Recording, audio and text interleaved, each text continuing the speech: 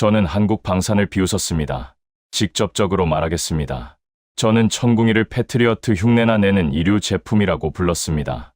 그런데 2026년 저는 상황실 화면 앞에서 말을 잃었습니다.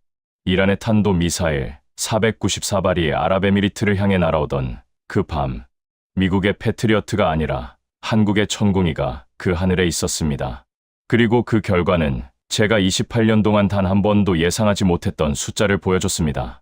안녕하세요. 제 이름은 드렉스 볼턴입니다. 나이는 올해 56입니다. 워싱턴 DC에서 28년을 살았고 그 28년 동안 미사일 방어 체계만 들여다봤습니다. 미 국방부 방공체계 자문위원회에서 일하면서 패트리어트 도입 평가단에 참여했고 나토 방공전력평가 보고서를 공동으로 작성했습니다. 레이시온, 로키드 마틴, 유럽의 MBDA까지 세계 방산 업체들이 제 전화를 받으려고 줄을 서던 시절도 있었습니다. 저는 데이터를 믿는 사람입니다. 아니, 그렇게 생각했습니다. 매일 아침 6시면 일어나 커피 한 잔을 내리고 방산 전문 매체를 훑었습니다. 패트리어트 운용 데이터, 아이언돔 요격률, 사드 배치 현황. 이 숫자들이 제 하루의 시작이었습니다. 그리고 그 숫자들은 언제나 같은 결론을 가리켰습니다. 방공체계의 정점은 미국이고 나머지는 그 아래라고. 한국 방산 기사가 화면에 뜨면 저는 그냥 넘겼습니다. 볼 필요가 없었으니까요. 그것이 제 오만이었습니다.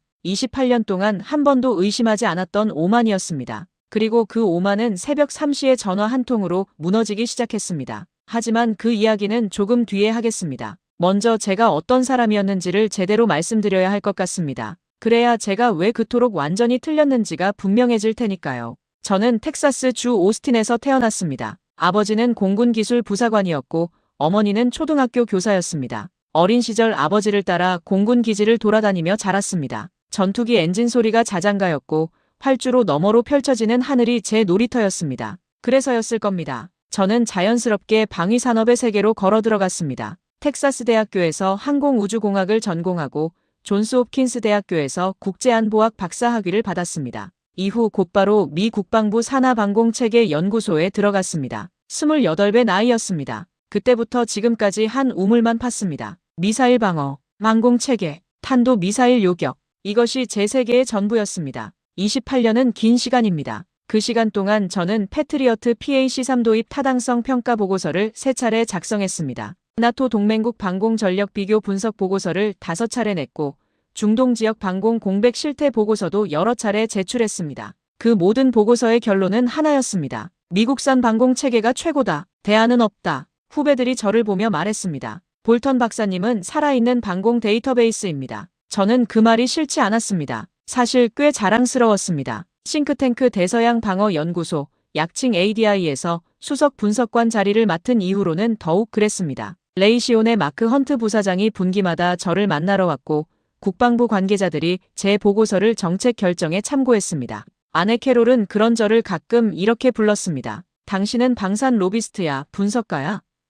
저는 웃으면서 넘겼습니다. 그건 농담이라고, 나는 데이터만 본다고. 그런데 지금 돌이켜보면 캐롤의 그 말이 진실에 더 가까웠습니다. 아들 제이크는 그해 28이었습니다. 공군 장교로 복무 중이었죠. 제가 그랬던 것처럼 아들도 하늘을 사랑하는 아이였습니다. 어릴 때부터 아버지의 보고서를 옆에서 보고 자랐으니까요. 제이크가 장교가 됐을 때 저는 누구보다 자랑스러웠습니다. 그리고 그 자랑스러움 뒤에는 제가 미처 보지 못했던 두려움이 숨어 있었습니다. 그것을 깨달은 건 모든 게 무너지고 난 뒤였습니다. 워싱턴 DC의 가을은 유난히 빨리 왔습니다. 2025년 10월 은행나무 잎이 거리를 노랗게 물들이던 그 무렵 저는 ADI 사무실에서 새 보고서 작업에 한창이었습니다. 제목은 이미 정해져 있었습니다. 중동 지역 방공 전력 현황과 강화 방안. 결론도 이미 썼습니다. 패트리어트 MSE 추가 배치가 유일한 해법이라고. 저는 책상 위에 자료를 쌓아놓고 보고서 본문을 채워나가고 있었습니다. 패트리어트 PAC-3의 실전 운용 데이터,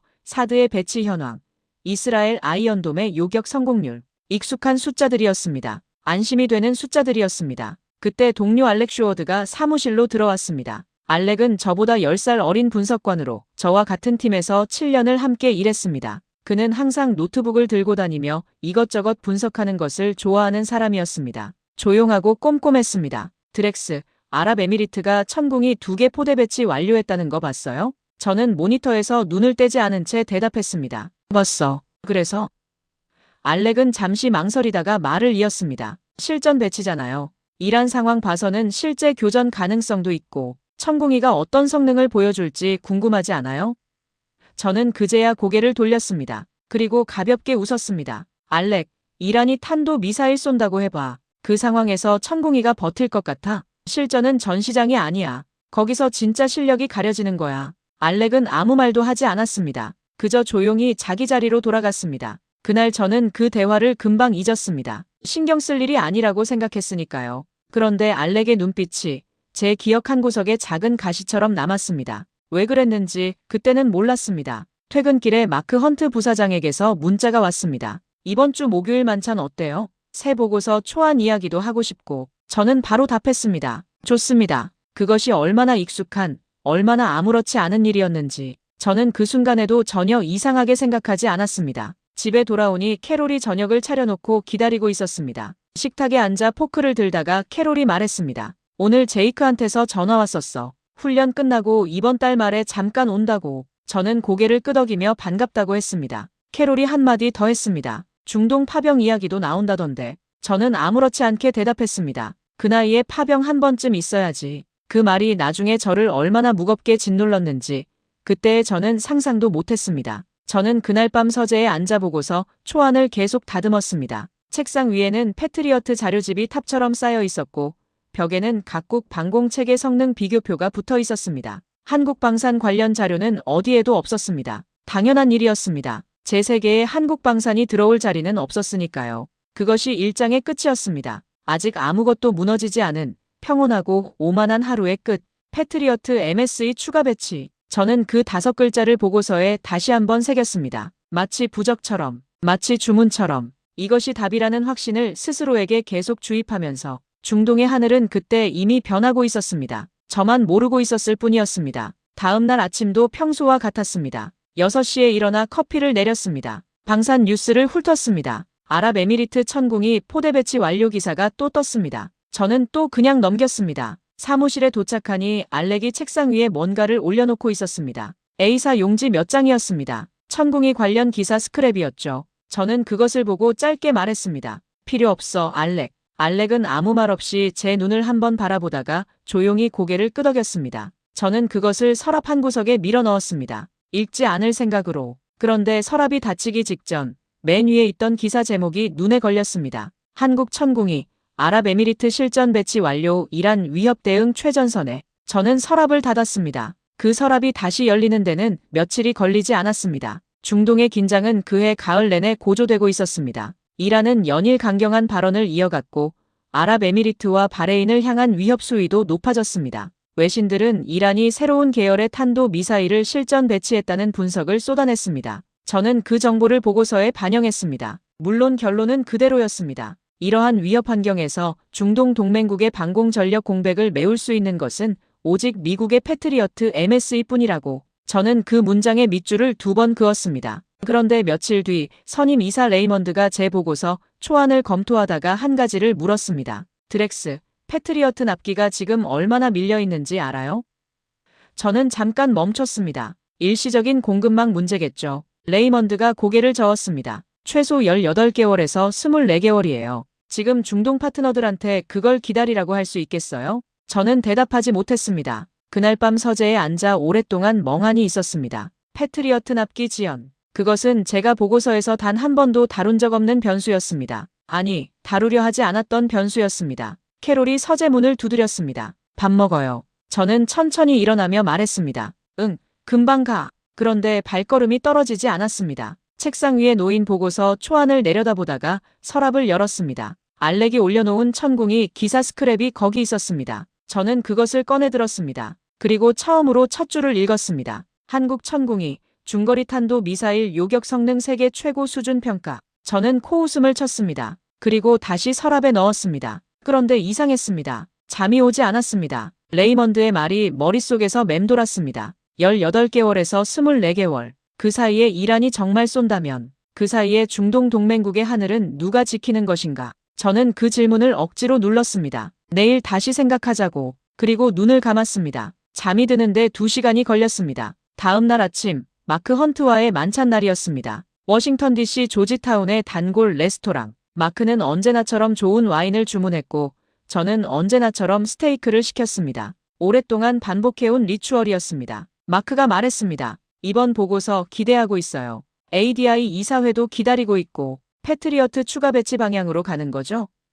저는 고개를 끄덕이려다가 멈췄습니다. 레이먼드의 말이 또 떠올랐습니다. 18개월, 24개월, 납기 지연 문제가 있어서 그 부분을 어떻게 다룰지 고민 중입니다. 마크가 와인 잔을 내려놓으며 말했습니다. 그건 본문에서 빼요. 독자들이 혼란스러워할 필요 없어. 결론은 명확해야 해요. 저는 잠시 침묵했습니다. 그리고 알겠습니다 라고 대답했습니다. 집으로 돌아오는 차 안에서 저는 내내 입을 다물고 있었습니다. 캐롤이 조수석에서 물었습니다. 마크랑 잘 됐어요? 저는 짧게 대답했습니다. 응, 그게 전부였습니다. 그날 밤 저는 다시 서랍을 열었습니다. 천궁이 스크랩을 꺼냈습니다. 이번엔 전부 읽었습니다. 2022년 아랍에미리트와의 계약, 실전 배치 일정, 포대 구성, 이동식 발사대, 탐지 레이더, 교전 통제 체계. 읽으면서 저는 눈살을 찌푸렸습니다. 인정하고 싶지 않았지만 체계 구성이 생각보다 훨씬 정교했습니다. 탐지 레이더의 스펙이 패트리어트 AN/MPQ와 비교해도 크게 뒤지지 않는 수준이었습니다. 저는 기사를 덮었습니다. 그리고 스스로에게 말했습니다. 스펙이 전부가 아니야. 실전이 답이야. 실전에서 증명되지 않은 무기는 그냥 광고야. 그 말이 나중에 제 자신에게 그대로 돌아올 줄은 그때는 몰랐습니다. 제이크가 집에 온 것은 그로부터 닷새 뒤였습니다. 현관문이 열리고 군복 차림의 아들이 들어오는 것을 보자 캐롤이 먼저 달려가 안았습니다. 저도 일어서서 악수를 하고 어깨를 두드렸습니다. 우리 부자는 원래 그런 사이였습니다. 말보다는 행동으로, 긴 대화보다는 짧은 눈빛으로 통하는 사이. 저녁 식사를 하면서 제이크가 말했습니다. 아빠, 나한테 물어볼 거 없어요? 저는 고개를 들었습니다. 뭘? 제이크가 포크를 내려놓으며 말했습니다. 중동 파병 얘기요. 엄마한테는 말했는데 아빠한테는 직접 말 안 했잖아요. 캐롤이 조용히 자리를 피했습니다. 저는 잠깐 침묵하다가 말했습니다. 확정됐어? 제이크가 고개를 끄덕였습니다. 다음 분기 안에요. 저는 천천히 고개를 끄덕였습니다. 그렇구나. 그게 전부였습니다. 그날 밤 잠자리에 들어서도 저는 한동안 천장을 바라봤습니다. 중동, 이란의 탄도 미사일, 방공전력, 그 모든 단어들이 갑자기 다른 무게로 느껴졌습니다. 제이크가 거기에 있게 된다면, 그 하늘 아래에 제 아들이 서게 된다면, 저는 억지로 눈을 감았습니다. 분석가는 감정으로 판단하지 않는다고 스스로에게 말하면서, 그러나 그 밤 이후로 무언가가 달라지기 시작했습니다. 저도 모르게, 아주 천천히, 그리고 마침내 그날이 왔습니다. 2025년 11월 4일, 새벽 3시 7분이었습니다. 전화기가 울렸습니다. 저는 잠결에 손을 뻗어 화면을 봤습니다. 미 국방부 연락관 짐 브레넌이었습니다. 새벽 3시에 짐 브레넌이 전화를 한다는 것은 한 가지 의미밖에 없었습니다. 저는 전화를 받자마자 이미 일어나고 있었습니다. 볼턴 박사님, 이란이 쐈습니다. 대규모입니다. 상황실로 바로 오십시오. 캐롤이 잠에서 깨어나 물었습니다. 무슨 일이에요? 저는 넥타이를 집으면서 짧게 대답했습니다. 이란이야. 캐롤의 얼굴이 굳었습니다. 저는 현관을 나서면서 제이크의 방을 한번 돌아봤습니다. 방 안은 어두웠습니다. 상황실까지는 차로 20분 거리였습니다. 그 20분이 그렇게 길게 느껴진 적이 없었습니다. 상황실 문을 열었을 때 이미 10명 이상이 모여 있었습니다. 화면에는 실시간으로 정보가 쏟아지고 있었습니다. 피터 헤이스가 저를 보자마자 달려왔습니다. 피터는 나토 방공 협력 전문가로 ADI에서 함께 일한 동료였습니다. 드렉스 봐. 숫자 봐. 피터가 가리킨 화면에 숫자가 떠 있었습니다. 탄도 미사일 발사 수 494. 저는 눈을 깜빡였습니다. 494, 494. 그 숫자를 머릿속으로 되뇌었습니다. 하룻밤 사이에 이란이 아랍에미리트를 향해 쏜 탄도 미사일의 수였습니다. 494발이었습니다. 숨이 막혔습니다. 그리고 그 다음 순간 피터가 말했습니다. 최전선 방공 라인이 어딘지 알아? 저는 화면을 빤히 봤습니다. 아랍에미리트 북부 방공 포대야. 천궁이. 저는 그 순간 손에 쥐고 있던 커피컵을 탁자에 내려놓았습니다. 천궁이. 바로 제가 이류 제품이라고 불렀던 패트리어트 흉내나 낸다고 말했던 그 한국 미사일이 지금 494발의 이란 탄도 미사일 앞에 서 있었습니다. 저는 속으로 중얼거렸습니다. 버텨라. 아니, 버티지 마라. 그래야 내가 옳았다는 게 증명된다. 그 생각이 드는 순간 저는 스스로가 너무 싫었습니다. 하지만 부정할 수 없었습니다. 그것이 그 순간의 저였습니다. 교전이 시작됐습니다. 상황실은 긴박했습니다. 분석관들이 화면 앞에 빼곡히 모여 실시간 데이터를 읽어나갔습니다. 요격 시도, 성공, 요격 시도, 성공. 화면 속 숫자들이 쌓이기 시작했습니다. 저는 처음엔 그냥 서 있었습니다. 팔짱을 끼고 눈을 가늘게 뜨고 화면을 바라봤습니다. 요격 성공 보고가 10번째를 넘어서자 피터가 저를 돌아봤습니다. 드렉스, 이거 심상치 않은데. 저는 짧게 대답했습니다. 장비 오류일 수 있어. 현장 확인 전까지는 신뢰 못해. 피터가 고개를 끄덕이면서도 화면에서 눈을 떼지 못했습니다. 요격 성공 보고가 20번째를 넘었습니다. 30번째를, 50번째를. 저는 팔짱을 낀 손에 점점 힘이 들어가는 것을 느꼈습니다. 손바닥에 식은땀이 배어나기 시작했습니다. 그때 알렉이 조용히 제 옆으로 왔습니다. 그는 아무 말도 하지 않았습니다. 그냥 나란히 서서 화면을 봤습니다. 그 침묵이 오히려 더 크게 들렸습니다. 아랍에미리트 현지 연락관의 음성 보고가 들어왔습니다. 잡음 섞인 목소리가 상황실을 가득 채웠습니다. 현지 천궁이 포대 정상 가동 중. 체계 이상 없음. 교전 계속. 저는 그 말을 들으면서 무의식적으로 한 발짝 앞으로 나섰습니다. 그리고 피터가 말했습니다. 드렉스, 요격률 나왔어. 화면에 숫자가 떴습니다. 92.3%. 저는 눈을 비볐습니다. 다시 봤습니다. 92.3. 494발 중 456발 요격 성공. 그리고 이란이 쏜 수남 계열 탄도 미사일 18발. 전량 격추.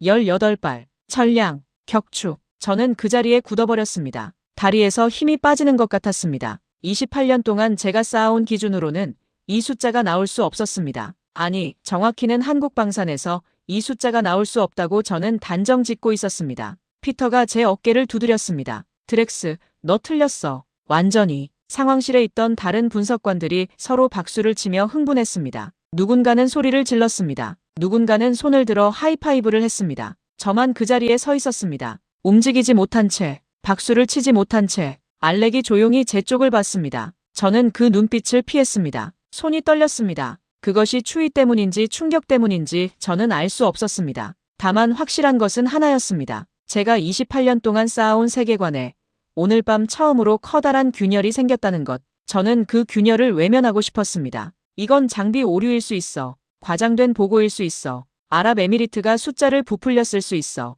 저는 속으로 그렇게 중얼거렸습니다. 계속해서. 그러나 손에 배어나는 식은땀은 멈추지 않았습니다. 상황실에서 나온 것은 새벽 5시가 넘어서였습니다. 하늘이 밝아오고 있었습니다. 주차장에서 차 안에 앉아 저는 한동안 핸들만 바라봤습니다. 전화기에 마크 헌트의 부재중 전화가 2통 찍혀 있었습니다. 저는 전화기를 조수석에 올려놓고 시동을 걸었습니다. 집으로 가는 내내 머릿속에서 숫자가 떠나지 않았습니다. 92.3, 18발 전량 격추. 패트리어트 MSE도 모든 상황에서 이 수치를 보장하지는 못합니다. 저는 누구보다 그것을 잘 알고 있었습니다. 그것이 바로 제가 분석해온 데이터들이었으니까요. 집에 도착하니 캐롤이 부엌에서 커피를 내리고 있었습니다. 저를 보더니 아무 말 없이 컵 2개를 꺼냈습니다. 저는 식탁 의자에 앉아 두 손으로 컵을 감쌌습니다. 어떻게 됐어요? 캐롤이 물었습니다. 저는 대답하지 않았습니다. 캐롤이 다시 물었습니다. 사람들은 다 괜찮아요? 저는 고개를 끄덕였습니다. 요격했어. 캐롤이 가슴을 쓸어내렸습니다. 다행이다. 저는 커피 한 모금을 마시고 말했습니다. 천궁이가 막았어. 캐롤이 고개를 들었습니다. 한국 미사일이요?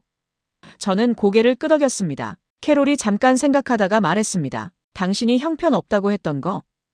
저는 아무 대답도 하지 못했습니다. 그날 오전 저는 서재에 앉아 알렉이 건네준 천궁이 스크랩을 처음부터 전부 다시 읽었습니다. 그리고 처음으로 한국방산 관련 자료를 직접 검색하기 시작했습니다. 검색어를 치는 손가락이 묘하게 어색했습니다. 한국 방위산업 역사, 천궁이 개발 배경, 한국 독자방산 기술, 그리고 처음으로 마주한 문장들. 1953년, 전쟁의 폐허, 총 한 자루 제대로 없던 나라. 저는 그 문장 앞에서 한동안 멈췄습니다. 국제방산 언론들이 일제히 들끓기 시작했습니다. 천궁이 실전 증명, 이란 탄도 미사일 격추, 한국 방공 체계 세계 주목. 기사 제목들이 쏟아졌습니다. ADI 사무실은 그 며칠 동안 분주했습니다. 동료들이 3355 모여 이야기를 나눴습니다. 천궁이가 어떤 체계인지, 한국 방산이 어디까지 왔는지, 앞으로 방산 시장이 어떻게 바뀔지. 저는 그 대화들을 멀리서 듣다가 자리로 돌아갔습니다. 마크 헌트가 사무실로 찾아왔습니다. 약속 없이.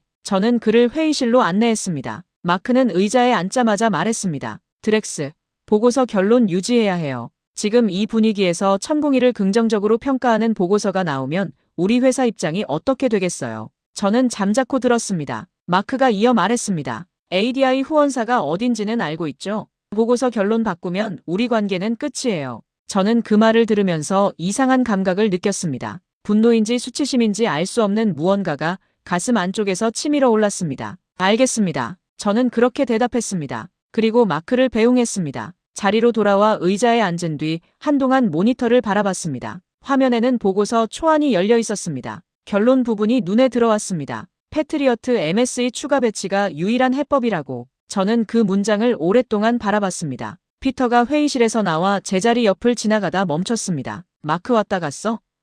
저는 고개를 끄덕였습니다. 피터가 낮은 목소리로 말했습니다. 드렉스, 이제 국제방공시장에서 미국의 독점은 끝났을 수도 있어. 데이터가 그렇게 말하고 있잖아. 저는 대답하지 않았습니다. 그날 저녁 저는 보고서 결론을 건드리지 않은 채로 파일을 닫았습니다. 타협이었습니다. 비겁한 타협이었습니다. 그리고 그것이 저를 가장 오랫동안 괴롭혔습니다. 그 주 금요일 밤이었습니다. 저는 타협안 보고서 초안을 출력해서 읽고 있었습니다. 천궁이 데이터 검증 필요, 결론 유보, 패트리어트 MSE의 장기적 우위는 여전히 유효. 제 이름이 찍힌 문서였습니다. 28년의 이름이 찍힌 문서였습니다. 저는 그 보고서를 손에 들고 한 장 한 장 읽어내려갔습니다. 그리고 마지막 페이지를 읽은 뒤 그 보고서를 바닥에 내던졌습니다. 종이가 흩어지는 소리가 서재를 가득 채웠습니다. 이것은 보고서가 아니었습니다. 거짓말이었습니다. 그때 전화기가 울렸습니다. 제이크였습니다. 저는 전화를 받았습니다. 아들, 무슨 일이야? 제이크의 목소리가 들렸습니다. 아빠, 저 파병 확정됐어요. 중동으로요. 저는 숨을 들이켰습니다. 언제? 다음 달이요. 저는 전화기를 쥔 손에 힘이 들어가는 것을 느꼈습니다. 중동, 이란의 탄도 미사일, 천궁이, 패트리어트, 망공체계, 그 모든 단어들이 갑자기 전혀 다른 무게로 다가왔습니다. 아빠, 거기 방공체계 괜찮은 거죠? 제이크의 목소리는 담담했습니다. 하지만 저는 그 담담함 속에서 아들이 얼마나 애써 태어난 척하고 있는지를 느꼈습니다. 저는 대답하지 못했습니다. 28년 동안 방공체계를 분석해온 아버지가 자기 아들의 그 질문에 대답하지 못했습니다. 전화를 끊고 저는 바닥에 흩어진 보고서를 바라봤습니다. 그리고 처음으로 깨달았습니다. 방공체계의 성능은 추상적인 데이터가 아니었습니다. 살아남은 사람들의 이야기였습니다. 내 아들의 이야기였습니다. 캐롤이 서재로 들어왔습니다. 바닥에 흩어진 종이를 보고는 아무 말도 하지 않았습니다. 그냥 제 옆에 앉아 손을 잡아줬습니다. 저는 그 손을 꼭 쥐었습니다. 당신이 제일 잘 알잖아요. 캐롤이 조용히 말했습니다. 진실이 뭔지. 저는 눈을 감았습니다. 눈 뒤가 뜨거워졌습니다. 하지만 아직 눈물은 나오지 않았습니다. 아직은. 그날 밤 저는 잠을 자지 못했습니다. 새벽 2시가 넘도록 서재에 앉아 화면을 들여다봤습니다. 한국방산 역사, 일제강점기, 6.25 전쟁, 1953년의 폐허. 저는 그것들을 처음으로 진지하게 읽었습니다. 한국은 1953년 정전 협정 이후 사실상 아무것도 없는 나라였습니다. 자국 군인에게 줄 소총도 해외 지원에 의존해야 했습니다. 전투기도 없었습니다. 함정도 없었습니다. 탱크도 없었습니다. 그 나라가 지금 탄도 미사일을 요격하는 방공체계를 만들었습니다. 저는 화면을 보다가 잠시 눈을 감았습니다. 1970년대에 미국이 기술 이전을 거부했다는 대목이 나왔습니다. 그 거부 앞에서 한국은 포기하지 않았습니다. 독자 개발의 길을 선택했습니다. 실패하고 다시 하고 또 실패하고 다시 일어섰습니다. 그 과정이 수십 년이었습니다. 저는 그 문장 앞에서 멈췄습니다. 미국이 거부했기 때문에, 도와주지 않았기 때문에, 그래서 스스로 만들었습니다. 그리고 그 결과가 이란의 탄도 미사일 494발 앞에서 92.3%의 요격률이었습니다. 저는 책상에 팔꿈치를 올리고 두 손으로 얼굴을 감쌌습니다. 매일 밤 내가 과연 할 수 있을까라고 의심하며 싸웠을 한국의 연구자들. 아무도 믿어주지 않아도 하늘을 지키겠다고 버텼던 사람들. 그 사람들을 저는 이류라고 불렀습니다. 뒤에서 서재 문이 열렸습니다. 알렉이었습니다. 알렉이 왜 새벽에 제 서재에 있는지 저는 이상하게 생각하지 않았습니다. 그는 어쩐지 거기 있어야 할 것 같았습니다. 알렉이 천천히 들어와 맞은편 의자에 앉았습니다. 그리고 잠시 후 말했습니다. 드렉스, 사실 제 할아버지가 6.25 참전 미군이에요. 저는 손을 내리고 알렉을 바라봤습니다. 알렉이 이어 말했습니다. 한국에서 전쟁이 끝나고 할아버지는 이런 말을 했대요. 저 나라는 반드시 일어선다고. 그 사람들 눈빛이 달랐다고. 저는 한동안 아무 말도 하지 못했습니다. 알렉이 조용히 말했습니다. 드렉스, 분석가라면 데이터 앞에서 솔직해야 하지 않을까요? 저는 그 말이 칼처럼 들어오는 것을 느꼈습니다. 부드러웠지만 날카로운 칼이었습니다. 저는 천천히 고개를 끄덕였습니다. 그리고 처음으로 스스로에게 물었습니다. 나는 28년 동안 진짜 분석가였는가? 아니면 레이시온의 대변인이었는가? 그 질문의 답을 저는 이미 알고 있었습니다. 그것이 가장 고통스러웠습니다. 다음 날 방위사업청 파견 연락관 박정우 박사에게서 연락이 왔습니다. 이메일이었습니다. 정중하고 간결했습니다. 볼턴 박사님, 저는 한국방위사업청 미사일 방어체계 연구팀의 박정우입니다. 박사님의 논문을 여러 편 참고해 연구를 진행한 바 있습니다. 잠깐 만나서 이야기를 나눌 수 있을까요? 저는 그 이메일을 3번 읽었습니다. 한국방산 관계자. 지금 이 시점에 저는 잠시 망설이다가 답장을 보냈습니다. 언제가 편하십니까? 이틀 뒤 워싱턴 DC 한 카페에서 박정우 박사를 처음 만났습니다. 나이는 저보다 서너 살 아래인 것 같았습니다. 단정한 차림에 조용한 눈빛을 가진 사람이었습니다. 악수를 나눌 때 손이 강했습니다. 저는 처음엔 방어적이었습니다. 솔직히 말하면 적대적이었습니다. 천궁이 홍보하러 오신 겁니까? 박정우 박사는 표정 하나 변하지 않고 말했습니다. 아닙니다. 볼턴 박사님이 이 분야의 가장 정직한 분석가라고 생각해서 왔습니다. 저는 코웃음을 쳤습니다. 지금 그게 사실이라고 생각하십니까?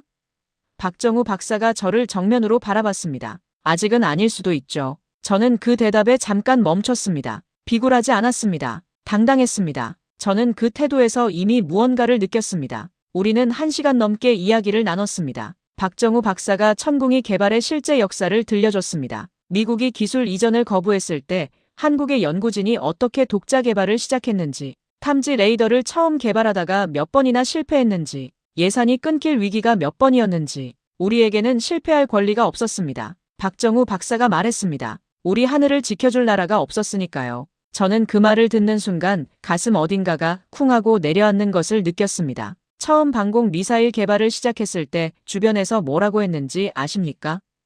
박정우 박사가 잔을 내려놓으며 말했습니다. 한국이 무슨 미사일이냐고 했죠. 저는 그 말을 듣고 굳어버렸습니다. 그것은 제가 했던 말과 정확히 같은 말이었습니다. 박정우 박사가 천천히 말을 이었습니다. 그래도 우리는 했습니다. 저는 잠시 침묵했습니다. 그리고 처음으로 진심을 담아 물었습니다. 어떻게 해냈습니까? 박정우 박사가 조용히 미소 지었습니다. 그것은 자랑이 아니라 회한과 자부심이 뒤섞인 미소였습니다. 그 미소를 저는 오랫동안 잊지 못했습니다. 헤어질 때 박정우 박사가 악수를 하면서 말했습니다. 분석가라면 데이터 앞에서 솔직해야 하지 않겠습니까? 저는 그 말을 들으면서 전날 밤 알렉이 했던 말이 겹쳐지는 것을 느꼈습니다. 똑같은 말이었습니다. 저는 카페를 나오면서 아들 제이크에게 문자를 보냈습니다. 아들, 아빠 진짜 보고서 쓴다. 잠시 후 답장이 왔습니다. 기다릴게요. 저는 그 짧은 문자를 오랫동안 바라봤습니다. ADI 사무실로 돌아온 저는 마크 헌트에게 전화를 걸었습니다. 전화가 연결되자마자 말했습니다. 마크, 계약 종료해도 됩니다. 저는 진실을 쓸 겁니다. 전화기 너머 잠시 침묵이 흘렀습니다. 그리고 마크의 목소리가 낮아졌습니다. 드렉스, 한 번만 더 생각해봐요. 저는 말했습니다. 28년 동안 생각해왔습니다. 이번엔 더 생각할 필요가 없습니다. 전화를 끊고 저는 알렉과 피터를 불렀습니다. 셋이 회의실에 모였습니다. 저는 말했습니다. 독립분석팀 꾸릴 거야. ADI와 무관하게. 천궁이 실전 데이터를 처음부터 다시 분석한다. 같이 할 사람? 피터가 말했습니다. 발표하면 우리 셋 다 방산계에서 끝날 수도 있어. 알고 있어? 저는 고개를 끄덕였습니다. 알아. 잠시 침묵이 흘렀습니다. 그리고 피터가 먼저 말했습니다. 네. 알렉이 조용히 고개를 끄덕였습니다. 눈시울이 붉었습니다. 저는 박정우 박사에게 연락을 취했습니다. 천궁이의 실전 교전 데이터 원본을 공식 루트로 요청한다고. 박정우 박사는 즉시 답했습니다. 협조하겠다고. 그때부터 우리 셋은 밤낮을 가리지 않고 데이터에 매달렸습니다. 이번엔 결론부터 쓰지 않았습니다. 데이터가 결론을 쓰게 하기로 했습니다. 28년 만에 처음으로 진짜 분석가로 돌아온 느낌이었습니다. 손이 떨렸습니다. 두려움이 아니라 흥분으로 떨렸습니다. 박정우 박사가 보내온 원본 데이터 파일을 열었을 때 저는 잠시 숨을 멈췄습니다. 엑셀 시트 수십 장이었습니다. 교전 일시, 발사 미사일 종료, 탐지 시간, 교전 통제 처리 시간, 요격 결과, 레이더 추적 데이터, 이동식 발사대 운용 데이터. 피터가 첫 번째 시트를 열다가 작은 소리로 말했습니다. 야, 이거 레이더 추적 처리 시간 봐봐. 저는 화면을 들여다봤습니다. 탐지에서 교전 통제까지의 반응 속도가 제가 예상했던 것보다 유의미하게 빨랐습니다. 알렉이 옆에서 소리를 낮추며 말했습니다. 이거 패트리어트 ANMPQ-65 수준이잖아요. 저는 고개를 들어 알렉을 바라봤습니다. 알렉이 다시 말했습니다. 그냥 비교하는 게 아니에요. 데이터가 그렇게 나오고 있어요. 저는 데이터를 다시 봤습니다. 피터가 맞았습니다. 알렉도 맞았습니다. 탐지 레이더의 반응 성능이 세계 최고 수준의 패트리어트 레이더와 어깨를 나란히 하고 있었습니다. 분석이 깊어질수록 천궁이의 성능이 단순히 잘 됐다는 수준이 아니라는 것이 분명해졌습니다. 이것은 치밀한 설계와 수십 년의 개발 역사가 만들어낸 결과였습니다. 우연이 아니었습니다. 요행이 아니었습니다. 수남 계열 탄도 미사일 18발 전량 격추. 저는 그 데이터를 마지막으로 검증했습니다. 통계적으로 타당했습니다. 조작이나 과장의 흔적이 없었습니다. 오히려 현지 운용 요원들의 절제된 보고가 신뢰도를 높였습니다. 저는 키보드를 잠시 멈추고 의자 등받이에 기댔습니다. 그때 바레인 방공 관계자가 비공식 채널로 연락을 취해왔다는 소식이 들어왔습니다. 천궁이 성능평가 자문 요청이었습니다. 사우디아라비아 방위부에서도 비슷한 움직임이 포착됐습니다. 피터가 말했습니다. 드렉스, 이건 단순히 한국 무기 이야기가 아니야. 방산 패권 이야기야. 저는 고개를 끄덕였습니다. 그리고 속으로 생각했습니다. 그 패권의 자리에 70년 전 아무것도 없던 나라가 서고 있었습니다. 그런데 그때 예상치 못한 일이 터졌습니다. 어느 날 아침 출근길에 전화기 알람이 울렸습니다. 방산 전문 매체 긴급 속보였습니다. 저는 신호에 걸려 차를 세운 채 화면을 열었습니다. 제목을 보는 순간 손이 굳었습니다. 미방공 분석관 볼턴, 한국방산업체와 유착 의혹 ADI 내부 보고서 유출. 누가 제 보고서 초안을 언론에 흘린 것이었습니다. 그것도 맥락을 잘라내고 교묘하게 편집해서 천궁이 옹호 발언 다수 포함, 객관성 의심 레이시온 자문 계약 종료 직후 한국 방산 평가 태도 돌변 같은 문장들이 기사 안에 박혀 있었습니다. 마크 헌트였습니다. 저는 직감했습니다. ADI에서 공식 해임 통보가 온 것은 그날 오후였습니다. 이사회 결정이었습니다. 마크 측이 이사회에 압력을 넣었다는 것은 분명했습니다. 피터가 제자리로 왔습니다. 얼굴이 어두웠습니다. 드렉스, 나도 연루됐어. 같은 팀이라고. 저는 고개를 끄덕였습니다. 미안해. 피터가 말했습니다. 미안하다는 말하지 마. 그냥 이거 진짜 갈 거야? 저는 잠시 침묵했습니다. 응. 그날 밤 알렉이 전화를 받지 않았습니다. 피터도 메시지에 답이 없었습니다. 저는 혼자였습니다. 서재에 앉아 화면을 껐습니다. 암전된 모니터에 제 얼굴이 비쳤습니다. 28년의 경력이 하룻밤 사이에 친한국 로비스트가 됐습니다. 아무도 제 말을 믿지 않을 것 같았습니다. 데이터를 꺼내봤자 색안경을 쓰고 볼 것 같았습니다. 저는 그날 밤 처음으로 포기를 생각했습니다. 그리고 그 순간 제이크의 얼굴이 떠올랐습니다. 아빠 보고서 기다릴게요. 저는 눈을 감았습니다. 다음 날 새벽이었습니다. 서재에 홀로 앉아 있는데 현관 초인종이 울렸습니다. 새벽 5시였습니다. 문을 열었더니 알렉이 서 있었습니다. 코트 차림의 손에는 커피 2잔이 들려 있었습니다. 저는 아무 말도 못했습니다. 알렉이 커피 한 잔을 내밀며 말했습니다. 나 안 가요, 드렉스. 저는 잠시 그 말의 무게를 느꼈습니다. 그리고 커피를 받으면서 겨우 말했습니다. 미안해. 알렉이 고개를 저었습니다. 사과는 나중에요. 지금은 보고서 마무리해요. 점심 무렵에는 피터도 사무실에 나타났습니다. 가방을 들고 자기 자리에 앉으면서 말했습니다. 드렉스, 우리가 틀리면 틀린 거야. 하지만 데이터는 틀리지 않았잖아. 저는 그 말에 목이 메었습니다. 셋이 다시 모였습니다. 이번엔 ADI 사무실이 아니었습니다. 제 집 서재였습니다. 박정우 박사가 추가 데이터와 함께 천궁이 포대의 실제 교전 영상 일부를 공식 루트로 제공해줬습니다. 아랍에미리트 측의 승인을 받은 자료였습니다. 저는 그 영상을 처음 열었을 때 잠시 멈췄습니다. 화면 속에서 탐지 레이더가 이란의 탄도 미사일을 포착하는 순간이 교전 통제 화면에 그대로 잡혀 있었습니다. 그리고 이동식 발사대에서 요격 미사일이 솟구치는 순간 탄도 미사일이 격추되는 섬광. 저는 숨을 멈췄습니다. 그 영상은 광고가 아니었습니다. 홍보물이 아니었습니다. 그것은 한국의 연구자들이 수십 년 동안 실패를 반복하며 쌓아올린 기술이 실제 전쟁에서 실제 생명을 지키는 순간이었습니다. 저는 눈물이 났습니다. 알렉이 제 쪽을 봤습니다. 저는 눈물을 감추지 않았습니다. 감출 필요가 없었습니다. 피터도 조용히 시선을 거뒀습니다. 박정우 박사가 보내온 메모 마지막 줄에 한 문장이 있었습니다. 우리 하늘은 우리가 지킵니다. 저는 그 문장을 보고서 마지막 페이지에 인용했습니다. 그리고 그 아래에 제가 직접 한 문장을 썼습니다. 대한민국의 하늘은 대한민국이 지킨다. 피터가 보고서를 마지막으로 검토하면서 말했습니다. 드렉스, 이거 발표하면 우리 셋 다 방산계에서 끝날 수도 있어. 그래도 할 거야?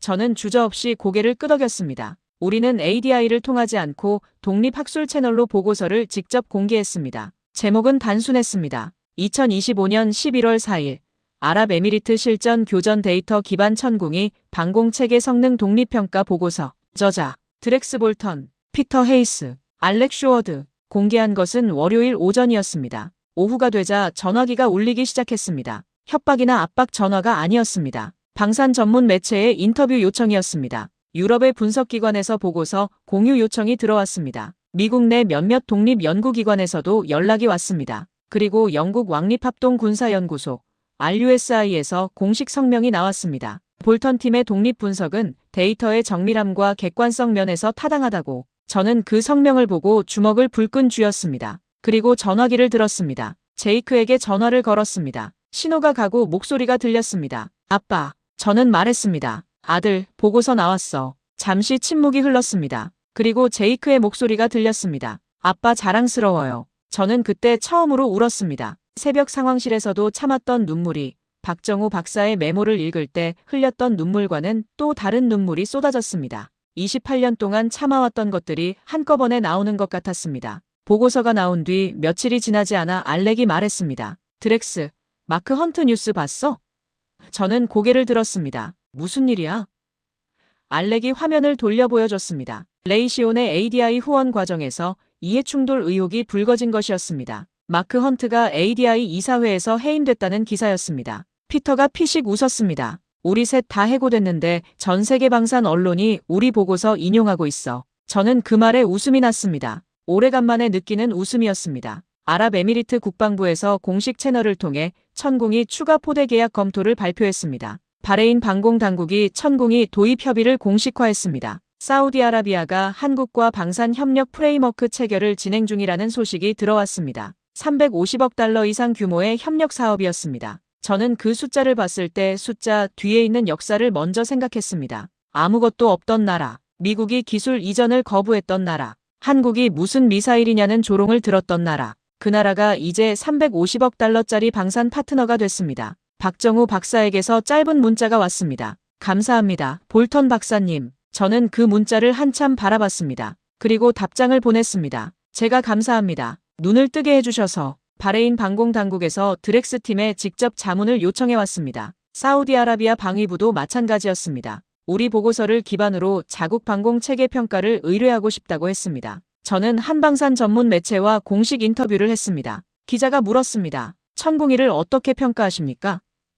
저는 망설임 없이 답했습니다. 천궁이는 현재 세계 최고 수준의 중거리 방공 체계 중 하나입니다. 실전이 증명했습니다. 기자가 다시 물었습니다. 이전에는 다른 입장이셨는데요. 저는 고개를 끄덕였습니다. 그것이 제 부끄러운 역사입니다. 데이터를 봐야 할 자리에서 편견을 봤습니다. 그 인터뷰가 나간 뒤 알렉이 말했습니다. 드렉스, 우리 새 연구소 이름 뭐로 할까요? 저는 잠깐 생각하다가 말했습니다. 독립방공연구소. 알렉이 고개를 끄덕였습니다. 독립, 좋은 단어예요. 저는 그 단어가 갖는 의미를 생각했습니다. 독립, 누구의 자금에도 어떤 이해관계에도 묶이지 않는 분석. 그것이 제가 28년 만에 찾아낸 제 진짜 자리였습니다. 피터가 웃으면서 말했습니다. 그럼 다음 보고서는 KF-21이야? 저는 웃으면서 고개를 끄덕였습니다. 물론이지. KF-21. 한국이 독자 개발한 4.75세대 전투기. 천궁이와 함께 한국형 방공공격 일체체계를 완성해갈 전투기. 블록이 개발이 완료되면 10종류가 넘는 국산 공대지 무장을 통합하게 될 그 전투기. 저는 그 전투기를 이제 이류라고 부를 수 없었습니다. 데이터가 허락하지 않았습니다. 말레이시아, 필리핀, 인도네시아, 동남아시아에서도 한국 방산에 대한 관심이 폭발적으로 높아졌습니다. KF-21에 대한 문의가 동남아시아 여러 나라에서 동시에 들어왔습니다. 쌍발 엔진을 갖추고도 단발 엔진 전투기 수준의 유지비가 드는 전투기. 미국의 허락 없이 자율적으로 소프트웨어를 업데이트할 수 있는 전투기. 한국의 군수 지원 네트워크를 그대로 활용할 수 있는 전투기. 저는 분석하면 할수록 이것이 단순한 무기 수출이 아니라는 것을 깨달았습니다. 한국은 파트너를 팔고 있었습니다. 무기를 사는 나라를 단순한 구매자가 아니라 방산 생태계의 공동 참여자로 받아들이고 있었습니다.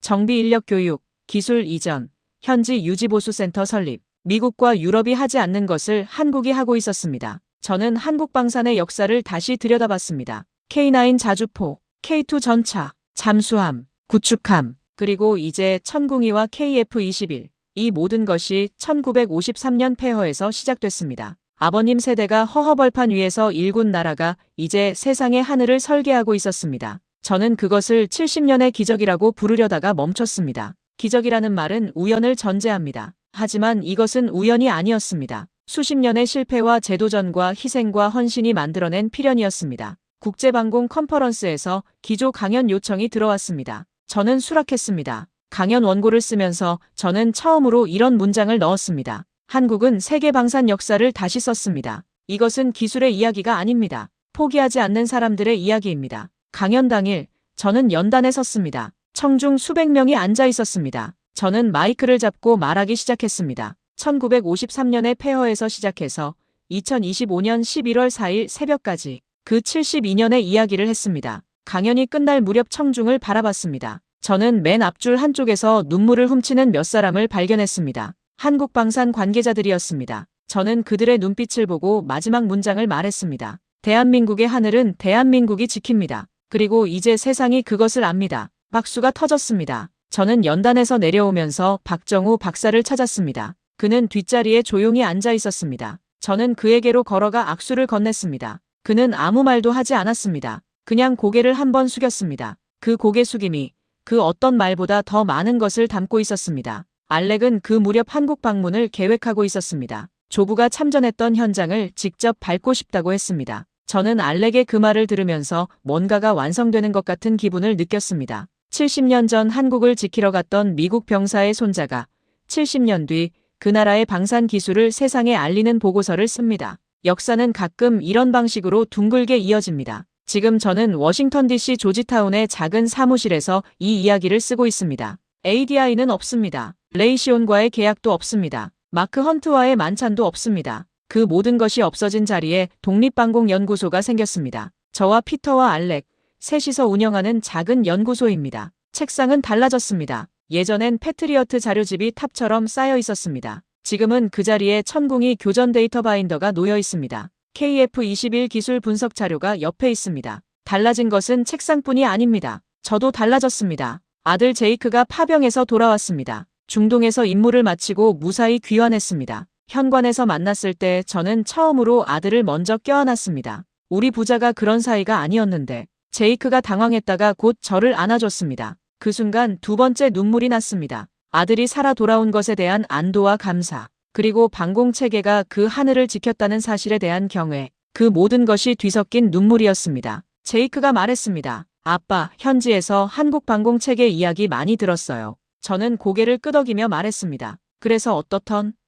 제이크가 미소 지었습니다. 믿음직했대요. 진짜로, 믿음직했다. 저는 그 단어를 한동안 음미했습니다. 박정우 박사에게 손편지를 썼습니다. 이메일이 아니라 직접 손으로 쓴 편지를. 마지막 줄에 이렇게 썼습니다. 당신이 없었다면 나는 평생 데이터를 모르는 데이터 분석가로 살았을 것입니다. 감사합니다. 알렉이 한국에서 돌아왔습니다. 조부가 참전했던 지역을 다녀왔다고 했습니다. 저에게 긴 메시지를 보냈습니다. 드렉스, 그 땅을 밟고 서니까 할아버지가 왜 그 눈빛이 달랐다고 했는지 알 것 같았어요. 살아남으려는 눈빛이 아니라 반드시 일어서겠다는 눈빛이었을 거야. 그 사람들이 천궁이를 만들었어요. 저는 그 메시지를 몇 번이나 다시 읽었습니다. 저는 곧 서울에 갑니다. 박정우 박사의 초대로 한국 방위산업 현장을 직접 보러 갑니다. 처음으로 편견 없이 두 눈을 제대로 뜨고 갑니다. 28년 동안 외면했던 눈을 이제야 뜨고 갑니다. 저는 지금 태어나서 처음으로 진짜 분석가입니다. 마지막으로 이것을 보고 계신 여러분께 한 말씀을 드리고 싶습니다.